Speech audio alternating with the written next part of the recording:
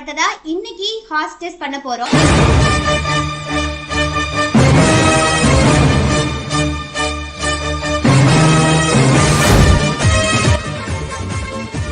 படையப்பா ரொம்ப நல்லவரு, வல்லவரு, நிறைய பேருக்கு ஹெல்ப் பண்றாரு. படையப்பானா எனக்கு ரொம்ப பிடிக்கும் அந்த கேரக்டர் அப்படின்னு. ஆனா நான் சொல்றேன், படையப்பா வந்து கெட்டவர். படத்துல வில்லனே அவரு தாங்க.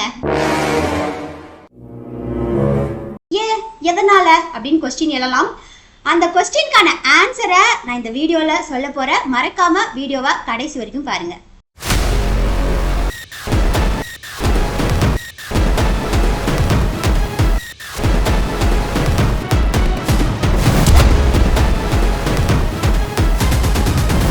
படத்துல நீலாம்பரியோடைய கதாபாத்திரம் ரொம்ப ஸ்ட்ராங்கான, போல்டான ஒரு பொண்ணு. எல்லாத்தையும் எதிர்த்து கேள்வி கேட்கிற மாதிரியான பொண்ணு. இதுவே மற்ற படத்துல ஒரு பொண்ணு ஒரு ஹீரோவையோ இல்ல வேற யாராவது ஆணையோ இல்ல வேற யாராதையோ எதிர்த்து கேட்கிற மாதிரி ஒரு சீன் வச்சாங்க அப்படின்னா, ஒண்ணு அந்த பொண்ணை வீட்டிலேயே வச்சு அடி உத குத்து அதெல்லாம் கொடுத்து டொமஸ்டிக் வயலன்ஸ் அப்படிங்கிற பேர்ல அவளை பேச விடாம பண்ணிடுவாங்க. அப்படியும் இல்லைன்னா அவளை மானபங்கப்படுத்துறோம் அப்படிங்கிற பேர்ல அவளை அசிங்கப்படுத்தி அவளை பயப்படுத்தி எதிர்த்து பேச முடியாம அவளோட டெசிஷனை சொல்ல முடியாம பண்ணிடுவாங்க. ஆனா இந்த படத்துல அந்த மாதிரி எதுவுமே இல்லை. ஹீரோக்கு ஈக்குவலா நீலாம்பரி அப்படிங்கிற கதாபாத்திரத்தை வடிவமைச்சு ரொம்ப ஸ்ட்ராங்கா, போல்டா, பொண்ணு தானே அப்படிங்கிற இலக்காரம் கொஞ்சம் கூட இல்லாம ஹீரோவை எதிர்த்து குரல் கொடுக்கிற ஒரு கேரக்டரா, கடைசி வரைக்கும் தன்னுடைய கட்ஸை விட்டு கொடுக்காத ஒரு கதாபாத்திரமா நீலாம்பரி கதாபாத்திரம் இருக்கிறதுனால ஹராஸ்மெண்ட்டுக்கு நம்ம தரக்கூடிய பாயிண்ட் 1. இந்த பாட்டை பாருங்க, இந்த பாட்டை பாருங்க. இதுல ஃபர்ஸ்ட் ஷாட் ஹீரோயினுக்கு வச்சிருக்காங்க, செகண்ட் ஷாட் இது, தேர்ட் ஷாட். இப்போ ஹீரோக்கு வச்சிருக்க ஷாட் மட்டும் பார்க்கலாம்.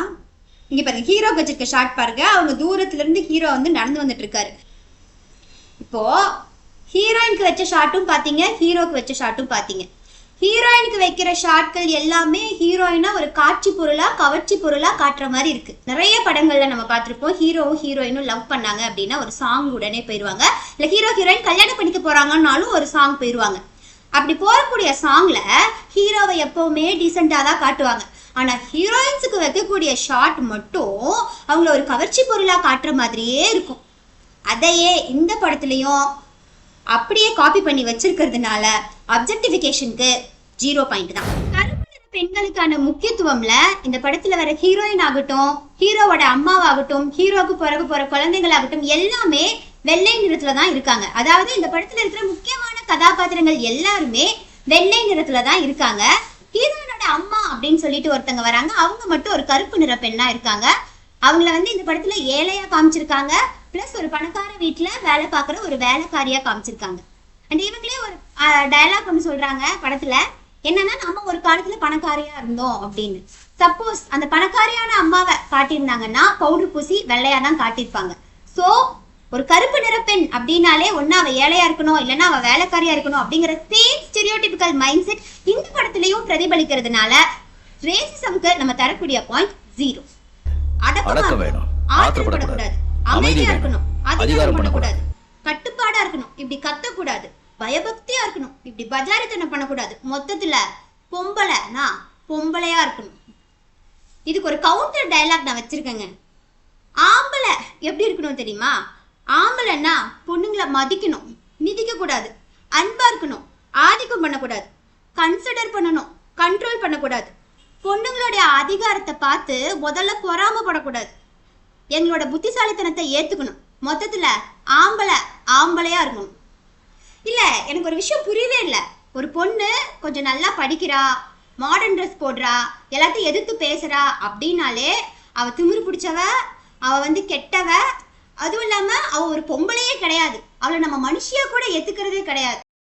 ஸோ சேம் ஸ்டெரியோடிபிக்கல் மைண்ட் செட் இந்த படத்துல பிரதிபலிக்கிறதுனால ஸ்டீரியோ டைப்ஸுக்கு நம்ம தரக்கூடிய பாயிண்ட் 0. அடுத்ததா பெண் கதாபாத்திரங்களுக்கான முக்கியத்துவம் இந்த படத்துல அதிகமாவே இருக்கு. நிறைய பெண்களுக்கு முக்கியத்துவம் இந்த படத்துல கொடுத்திருக்காங்க. ஸ்பேஸுக்கு நம்ம தரக்கூடிய பாயிண்ட் 1. படையப்பா ஏன் கெட்டவரு அப்படிங்கிறதுக்கான காரணம் சொல்றேன்னு நான் சொல்லியிருந்தேன். இப்போ படையப்பா எப்படிங்க பணக்காரர் ஆனாரு? அவரு ரொம்ப பெரிய மலையை அழிச்சு அதுல இருந்து கிரைனட் எடுத்து பணக்காரரானாரு. இது என்விரான்மெண்ட்டுக்கு பண்ணக்கூடிய எவ்வளோ பெரிய மோசமான விஷயம் தெரியுமா? இது எவ்வளோ பெரிய தப்பு தெரியுமா? அவன் பாலைவனத்துல மழை வரணும் அப்படிங்கிறதுக்காக செயற்கையா பிரமிடு கட்டி மழை வர்றதுக்காக அவ்வளோ கஷ்டப்பட்டுட்டு இருக்கான். இங்க நமக்கு நேச்சுரலாவே மழைங்கிற அந்த ரிசோர்ஸ் இருக்கு. அதை நம்ம அழிச்சு இயற்கையா வரக்கூடிய மழையை கூட வரவிடாம நம்ம பண்ணிட்டோம்னா எப்படி நம்ம குடிக்கிறதுக்கு தண்ணி கிடைக்கும்? எப்படி இங்க விவசாயம் நடக்கும்? இதனால என்விரான்மெண்ட்டுக்கு எவ்வளோ பெரிய டேமேஜ் தெரியுமா? இதுல ஒரு பாட்டு வேற, யாருக்கும் தீங்கின்றி வாழ்பவன் மனிதன் அப்படின்னு சொல்லிட்டு இப்படி எல்லாம் பாட்டு பாடி அதுல நடிச்சுட்டு இப்படி ஊருக்கே வந்து கெடுதல் பண்ணலாமா படையப்பா கேரக்டர்? இப்ப சொல்லுங்க, படையப்பா கேரக்டர் வந்து ஊருக்கு ஹெல்ப் பண்ற ஒரு கேரக்டரா, இல்ல ஊருக்கு ஹெல்ப் பண்ற மாதிரி நடிச்சுட்டு அங்க இருக்கிறது எல்லாத்தையும் சுரண்டி திங்கிற ஒரு கேரக்டரா அப்படின்னு. ஓவரால் படையப்பா மூவிக்கான ரேட்டிங் 5க்கு 2 பாயிண்ட்ஸ். ஒரு சமூக பார்வை உரையாடலாகுது, உரையாடல் நடைமுறையா மாறுது, நடைமுறை பழக்கமாகுது, அந்த பழக்கம் வழக்கமாகுது, அந்த வழக்கம் தாங்க கலாச்சாரமா உருவெடுக்குது. சோ சினிமால நடக்கக்கூடிய இந்த மாற்றம் நிஜ வாழ்க்கையிலையும் மாற்றத்தை ஏற்படுத்தும். அந்த மாற்றத்துக்கு நீங்க எல்லாரும் சப்போர்ட் பண்ணுவீங்க அப்படிங்கிற நம்பிக்கையில உங்களிடமிருந்து விடைபெறும் நான் பாரதி. பெண்கள்ல 3 விதம்: சாத்விகம், பிரச்சோதகம், பயானகம்.